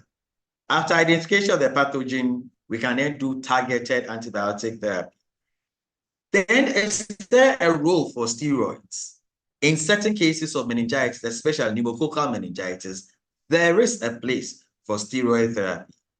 And in certain people, we may have to go intrathecal to manage them. So empiric antibiotic therapy, very important. Treat patients for meningitis when they meet the case definition, very important. Do not give antibiotics to patients only with mild and unspecific symptoms. Please let's note that. Empiric therapy should ideally be started after lumbar puncture. We have mentioned that. However, any delay in lumbar puncture should not delay therapy administration. Okay, so when do you do your empiric antibiotic therapy? As early as possible, within 1 hour of patient presentation. How? IV administration is the preferred choice. However, in certain places, we'll get to know maybe at the chip compounds where the personnel may not have the capacity to start IV, they are allowed to do IM and then refer. What do we use? Ceftriaxone as the national policy at the moment. Ceftriaxone is what we are using across board. I'm sure cefotaxime for children usually less than 2 months. So let's keep that at the back of our minds. Please, can I be heard? Hello, can I be heard? Hello? Yes, Dr. Kwame, you can be heard loud and clear. Okay, so there's what we call the pre-referral management. We spoke about empiric antibiotic therapy. That is pre-referral management. Meningitis is a medical emergency and requires urgent care. We are here. We are in the season. Remember, that is a medical emergency, requires urgent care. Early treatment is associated with better outcomes. So all suspected cases should be promptly referred to an appropriate healthcare facility for admission and further management. We should not belabor this point. Don't think about meningitis and then you tell the patient, I think you have suspected meningitis. I need to refer you to another facility, and you give the referral to the patient will go home and will not go to that particular facility. It's important that in this period, our lines of referrals are clear. You suspect meningitis at the CHIP compound. You cannot do LP at the CHIP compound. LPs can be done only at the district hospital. You start your empiric antibiotic therapy because there will be a delay and refer that particular patient. Please let us keep that at the back of our mind. Healthcare center, you cannot do LPs there, but you will start your empiric antibiotic therapy. Start, refer the patient. I'm pleading with us, the pre-referral management, very, very important. In suspected cases, pre-referral antibiotic therapy should be given when a clinically significant delay in transfer to the hospital is expected. And I have noticed that, and usually the WHO says that if it's going to be more than 30 minutes, if the delay is going to be more than 30 minutes, go ahead and start your pre-referral antibiotic and refer the patient. Let's ask ourselves, our facilities from the CHIP compound to the healthcare center, to the polyclinic, to the district hospital. Usually the delay is more than 30 minutes. Invariably, what you are saying is that for every suspected case, and then your suspected means to meet the clinical criteria and the case definition. If you suspect meningitis as a medical emergency, you start your pre-referral antibiotic and refer to where an LP can be done. Don't say that the system says you must go from CHIP compound to the healthcare center, from the healthcare center to the polyclinic, from the polyclinic, they are referred to the district hospital. In that case, the patient will die, will have mortalities. From CHIP compound, district hospital, for meningitis in this season. Outside the meningitis season, we can take our time and do the stepwise gatekeeper thing. But for now, if you pick a case from the CHIP compound, from the healthcare centers, for the polyclinics, the next point of call is your district hospital, where they are supposed to do the lumbar puncture. From district hospital, you start your management. If you're having difficulties, then you refer to your regional hospital. District hospitals should be doing the lumbar punctures. The patient should not wait and get to the regional hospital before a lumbar puncture is done. That will be too long a delay and time. And we are saying for adults, ceftriaxone 2 grams start. Adult, and I put here IV and IM because IM are the CHIP compounds or at a health center where they are not able to start IV. And for children, we say that 100 milligram per kilo, either IV or IM, maximum 4 grams. That's what we say for both adults and children. The pre-referral management during the meningococcal meningitis outbreaks, and then we will know. And that's when you have whether it's meningococcal or strep pneumo. But we are saying that if it's a meningococcal meningitis outbreak, the first dose of ceftriaxone is life-saving. And since at the CHIP compound, at the healthcare center, you do not know what type of meningitis you may be dealing with. You can't tell whether it's meningococcal, or you can't tell whether it's strep pneumo. Please, the first dose of ceftriaxone can be life-saving if it's a meningococcal outbreak. So please remember this: peripheral meningitis, ceftriaxone, very, very important.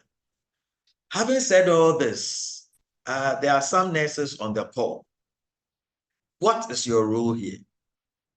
Monitoring, neurological observations, doing your seizure charts, fluid balance, very important.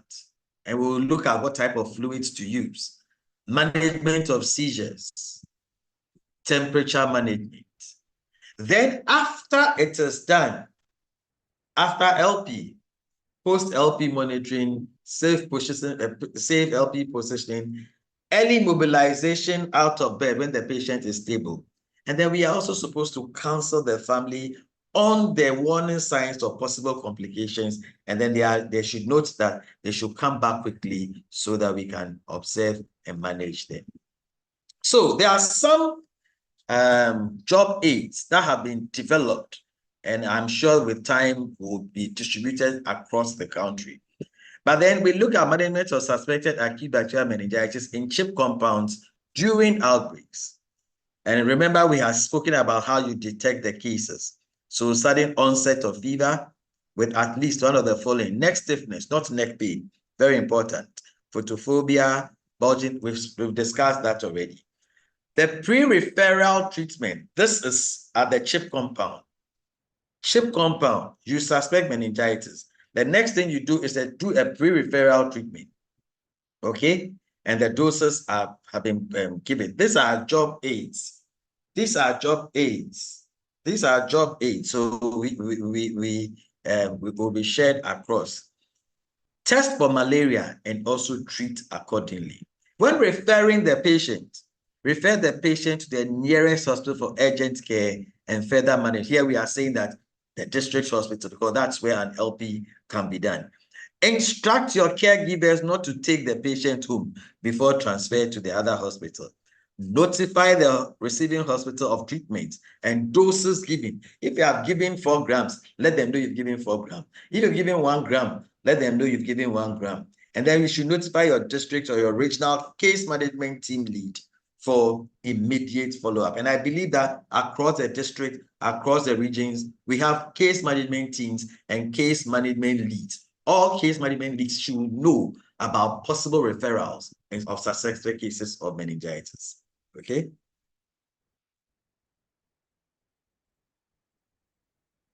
So for the CHIP compounds, this is what we are supposed to be doing. The test of malaria and treat accordingly. And we've spoken about the referral already.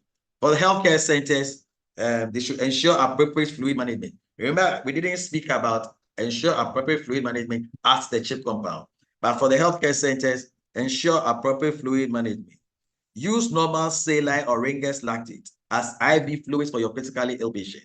Do not use glucose-based solutions unless hypoglycemia is a concurrent concern. And we say this because if you don't take care, we'll end up with cerebral edema on our hands. So please, I remember last time somebody said we managed a case and we started 5% dextrose. And I was asking myself, we didn't do the LP. We didn't do LP.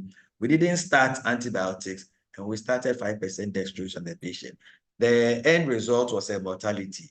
Did we help the patient or we didn't help the patient? That is why we have to talk about this today, so that at least the case management teams have knowledge and then they can apply it, okay? And then we say that's the same thing when it comes to the referral. Don't let the patient take don't let the relative take the patient home before going on the referral. That should go ahead straight to the district hospital, notify the district hospital, notify your case management lead about this particular referral. For the polyclinics, you will see that the polyclinic, you have to stabilize a critically ill patient. You do your Keptrazone. You assess the need for anti-malarial treatment. Here, at the polyclinic level, if you are suspecting meningitis and you think it's pneumococcal, or you have received your results and it's pneumococcal, then you may be thinking about maybe at this time, should we add steroids or we shouldn't add steroids? In meningococcal, if the lab tells you it's meningococcal, no need for steroids. If they say it's pneumococcal, there might be the need for steroid. Remember to consult the regional case management lead for directions on these things. But remember that you are the polyclinic level, and you may have to refer to the district hospital. So what's happening at the district hospital? The patient has come from the CHIP compound and has come to you. You have stabilized this particular patient. You have administered the IV Keptrazone. You have assessed the need for IV corticosteroids to be used at the district hospital level. You have assessed the need for anti-malarial treatment, and you have assessed and managed acute complications like sepsis or septic shock, DIC, recurrent symptomatic seizures. These are things we will do at the district level. These are not things we are discussing at the polyclinic level or the CHIP compound or the health centers. And then for advanced inpatient management, this could be at the district hospital or could be at the regional hospitals. Remember, we say that for them, they are going to review and adjust antibiotic therapy based on the pathogen isolation, if it's possible, and the sensitivity results from the CSF or blood. If it's strep pneumo, we are thinking about penicillins. If it's resistant, usually here we are saying that we should use Keptrazone across board. If it's Neisseria, it's still Keptrazone. If it's Haemophilus influenza, it's still Keptrazone. And so please remember that when we get to the regional and district hospitals, at that time, we may know the particular pathogen, and depending on it, our antibiotic therapy is adjusted accordingly. Strep pneumo, you're looking at 10 to 14 days. Neisseria, you're looking at between 5 to 7 days. Haemophilus influenza, between 7 to 10 days. If it's like Listeria, you're looking at between 21 days. And if it's Strep galacticae, it's about 14 days. Where the pathogen is unknown, and we are dealing with a pneumococcal disease epidemic, then 10 days for treatment. And if it's a meningococcal, a pathogen is unknown, and yet still we think it's a meningococcal disease outbreak or epidemic, duration of treatment here is 5 days. Please, this will also be sent as part of the job aids to the various regions, districts, so that we know what to do. Similar. And this is just to summarize, these are all parts of the job aids that may come to you. These are all job aids that will come to you.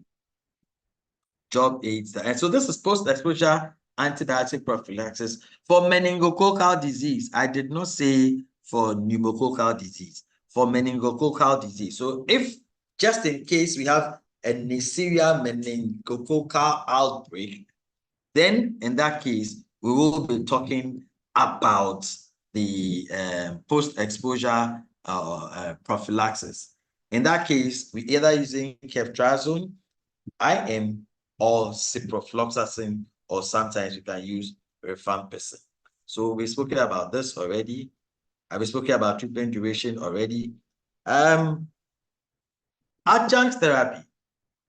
In times of when we say that we should stabilize the patient and triage, if the patient's oxygen saturation is less than 94% on room air, we know from our days on COVID that we need to start oxygen therapy and start oxygen therapy using the appropriate fluid and the appropriate oxygen delivery device.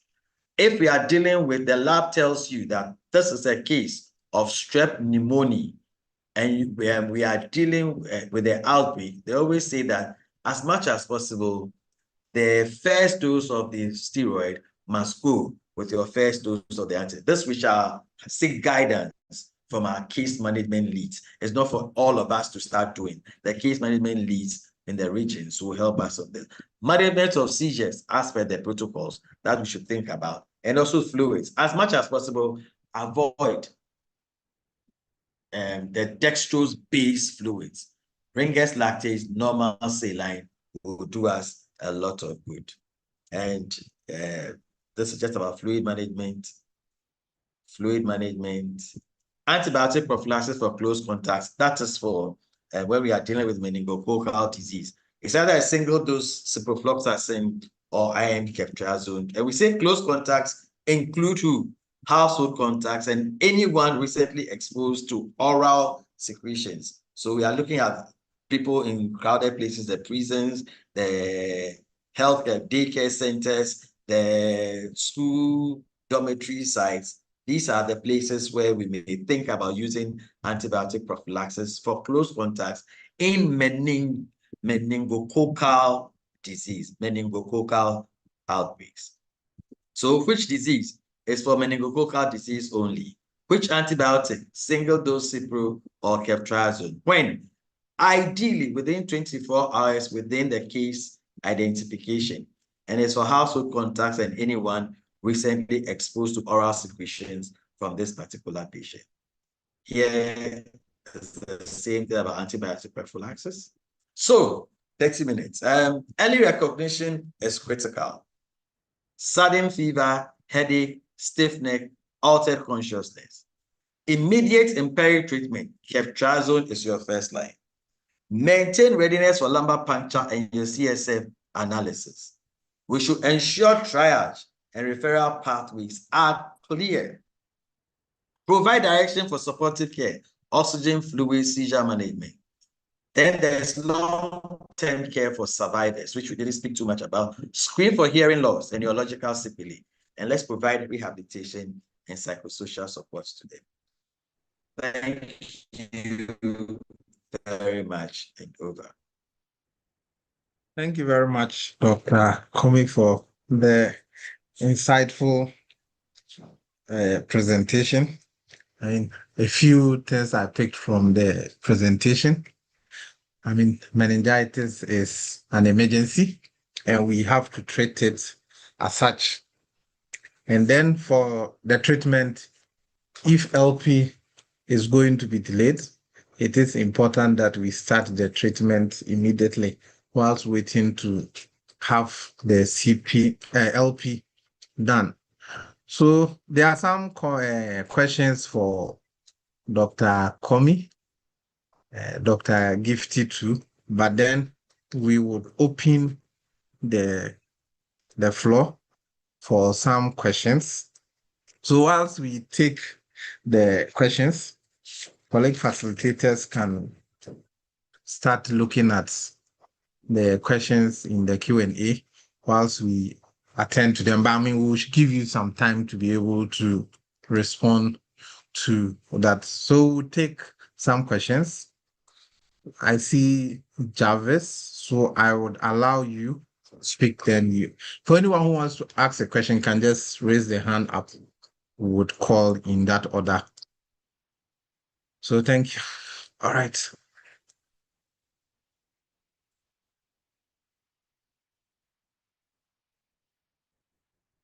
Jarvis, I've given you permission to speak. Can you unmute?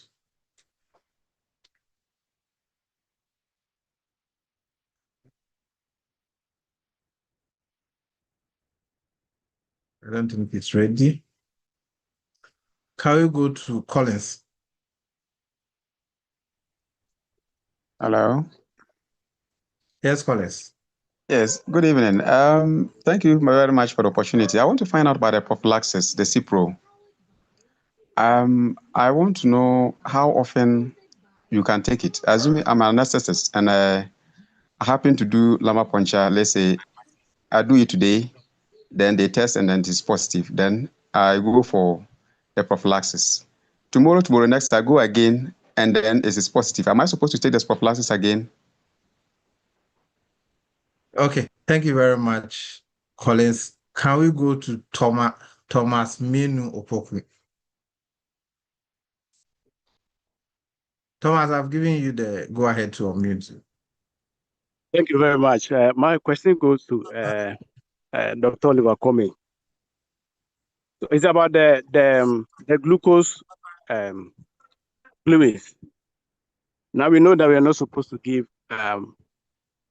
dextrose, but my question is, how do we maintain patient calories? Isn't that we should pass NG tube and feed them? Or we only give glucose when there's hypoglycemia. So if I just want to know if it's appropriate to pass NG tube and feed patients. I mean the critically ill patients. Thank you very much. Okay, thank you very much, Thomas. Can we go to Norbert?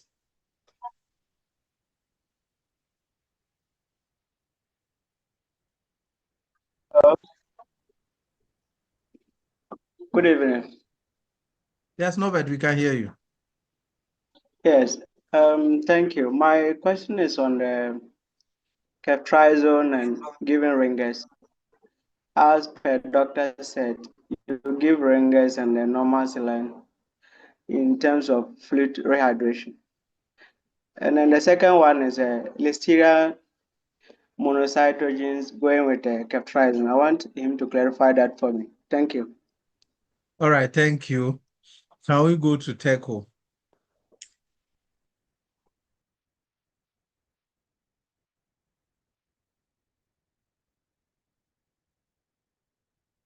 Teco, we can hear you.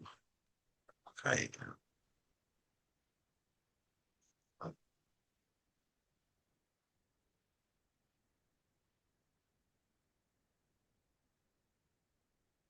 Teco, are you speaking? If yes, we can hear you. Okay, maybe we'll pick the next person when. Yes, we can hear you now. Yes, thank you for the opportunity. I want to find out if there's any data between malaria and meningitis, in the sense that having malaria can predispose someone to having bacterial meningitis or the vice versa. Okay. That is my question. Thank you very much. It's like all the questions are to Dr. Oliver Comey. Okay, so maybe let me pick the last one. Then Dr. Comey would respond. Then we'll come back and take the last four. So Mohammed.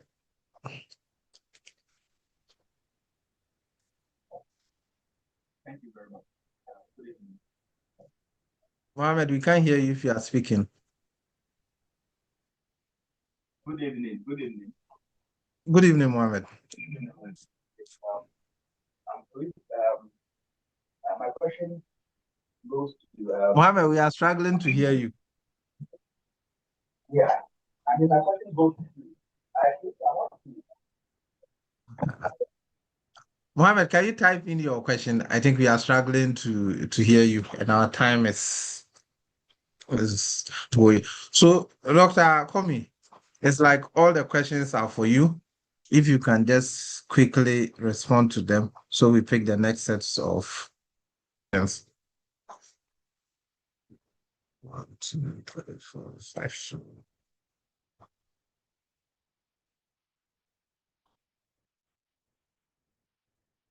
Okay, thank you very much. Okay, so for the first one, I'll look at the prophylaxis The prophylaxis is a one-time prophylaxis.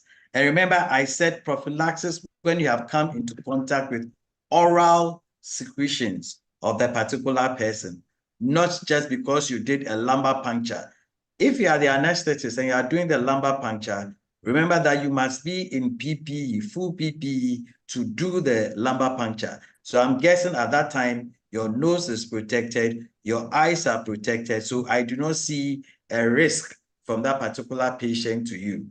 The contact we spoke about are the household contacts, the people the patient was with at home who were not protected before they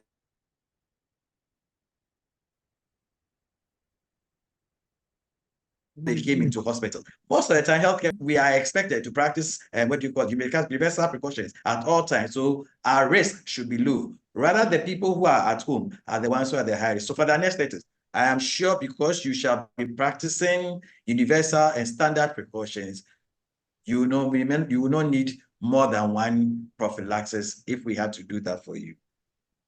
Past NG2. Thank you very much for saying that.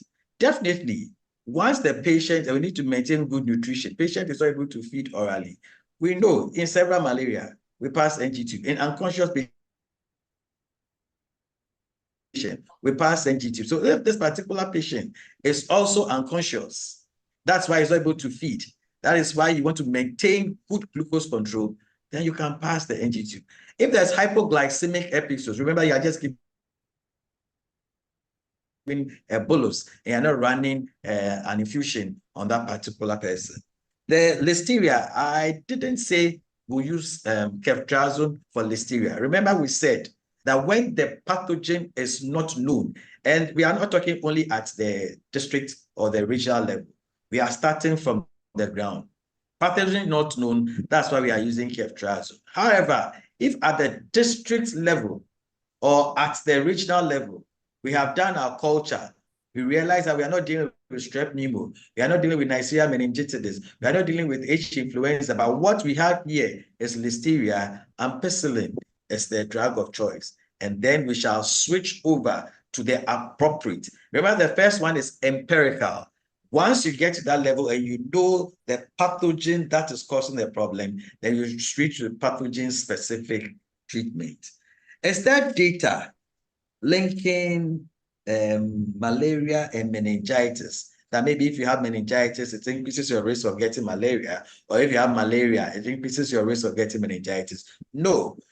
Remember, I said that we are in a season, and I premised this whole discussion on the fact that we are in the meningitis season.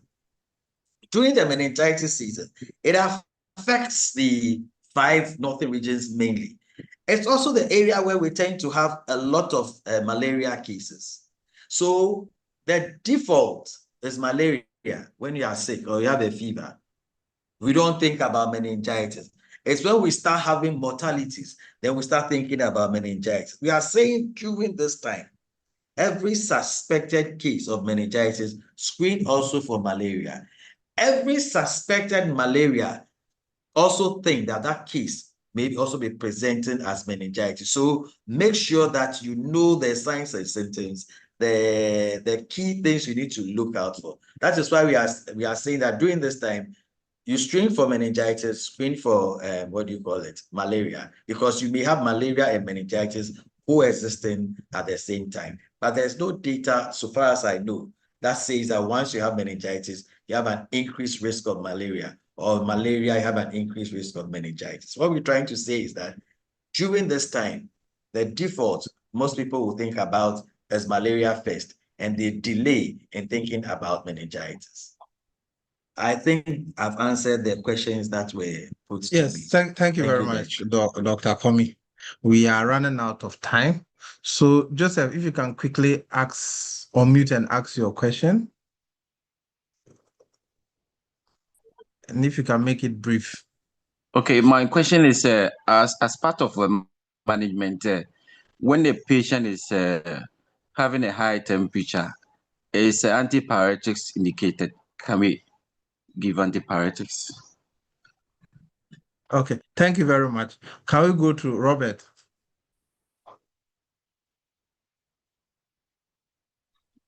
Hello, good afternoon, please. Good Please, afternoon. my question is, I wanted to know the effect of giving dextrose-containing fluid when someone is with meningitis. Thank you. Okay, thank you very much. Can we go to Mayembe?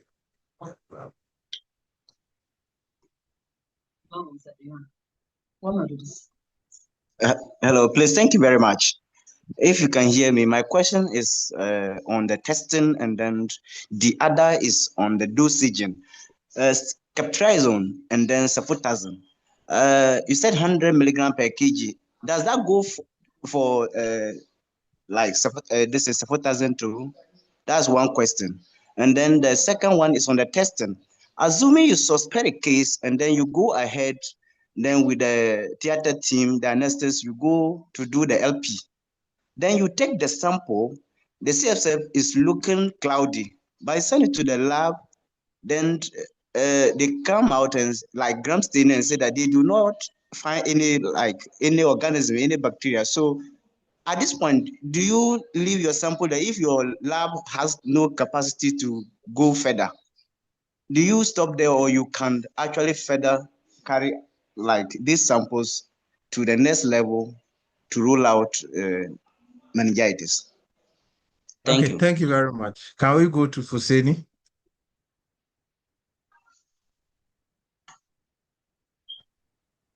Okay, thank you. Please, I joined the meeting late, but I don't know if it was touched on. I wanted to know about meningitis in pregnancy. Okay, so thank you very much. We'll go to Al Hassan. Yeah, thank you for the opportunity. So I was asking if you have a suspected case, but then per your assessment, GCS is less than 10. Would you still want to go ahead and do a lumbar puncture, or you defer it until later? Thank you. Okay, thank you very much. Can we go to Ahmed? Good evening, and thank you for the opportunity. Yes, please.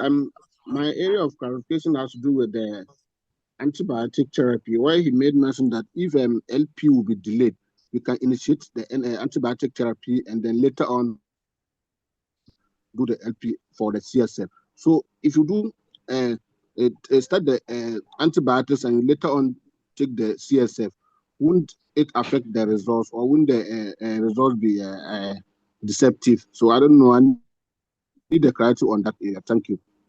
Okay, thank you very much. So we'll take the last one from Francis.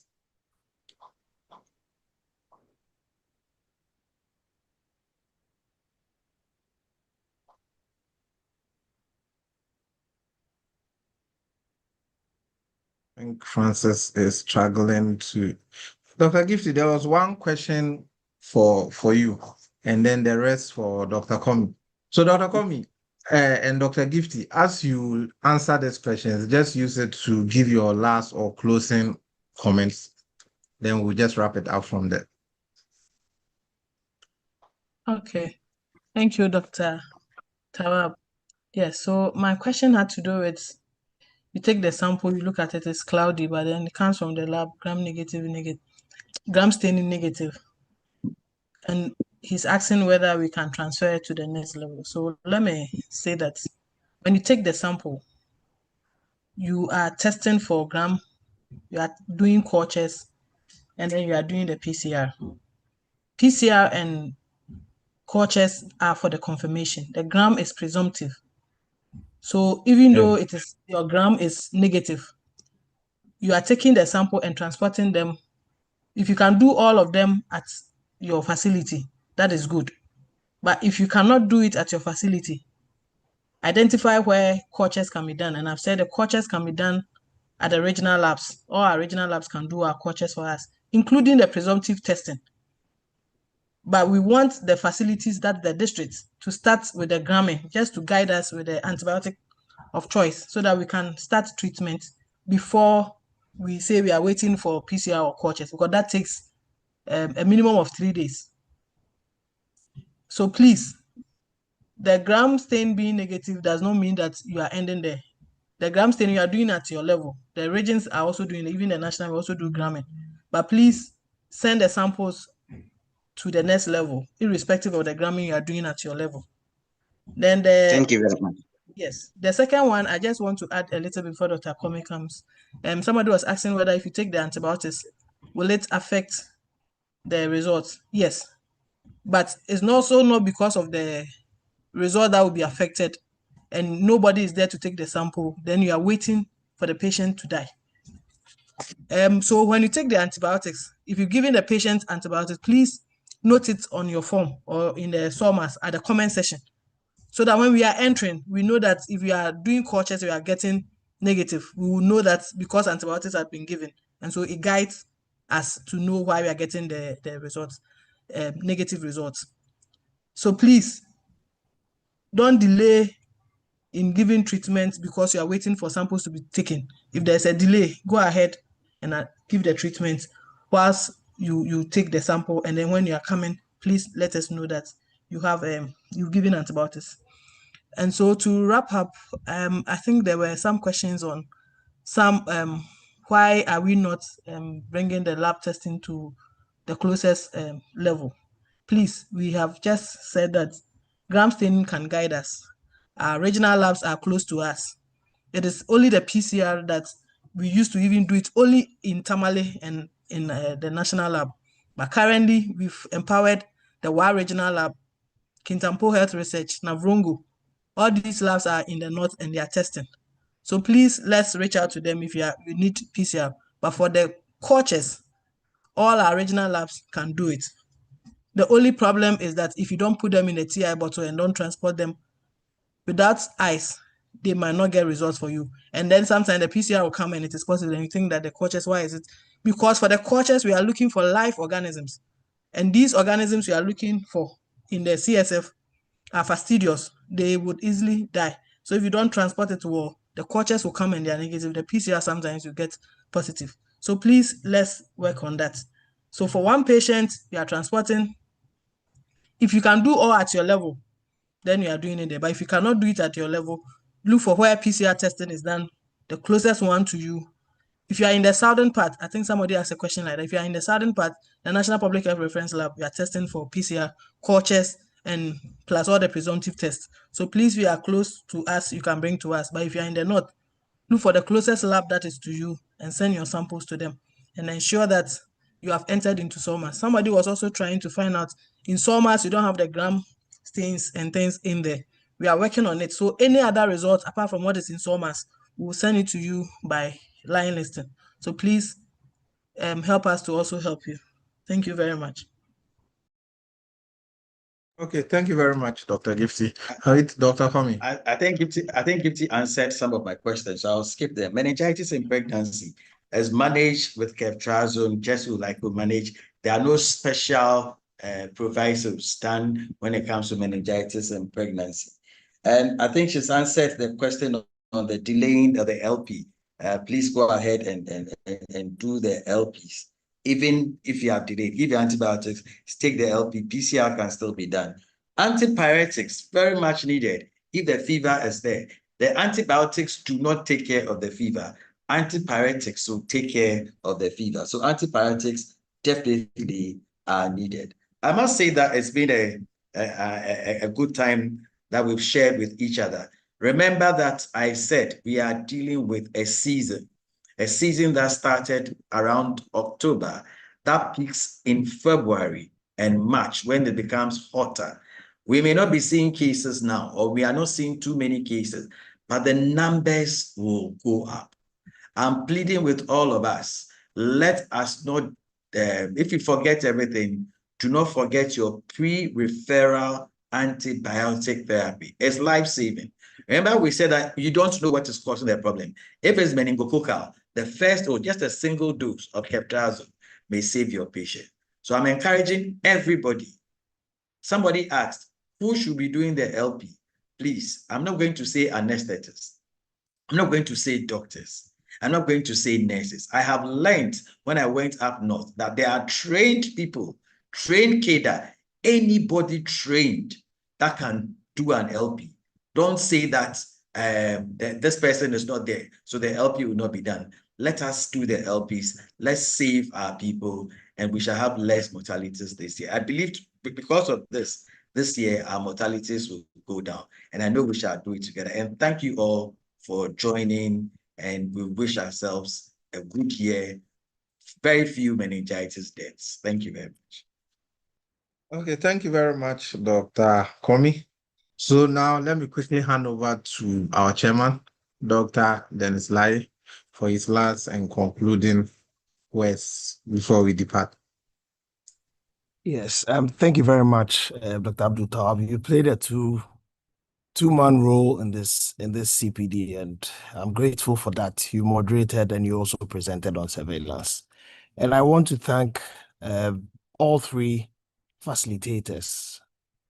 Dr. Kome, I know you've had the bulk of our questions, and that doesn't surprise me. And we are grateful for the insights that you've provided for this CPD. Dr. Gifty Boateng as well, the lab side.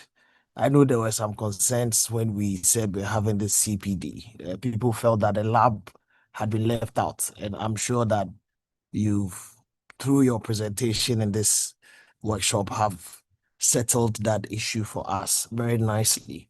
And so we've had a very good session. I'm also grateful for the participation. I was monitoring for most of the time. We had full participation on this platform, the Zoom link, and then I also saw a few excess of 100 participants on our YouTube link as well. And so, give and take, we've had over 1,100 participants in this CPD, and I think that it's been very great. The participation as well has been good.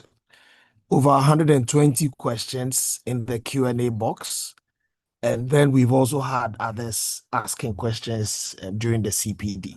So clearly, it's also been very interactive. And I want to appreciate all of you for making the time to be on.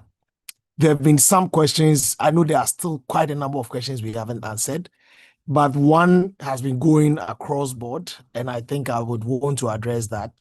And that has to do with the accreditation for points, CPD points with the Nurses and Midwives Council, and also with the Allied Health Professionals Council.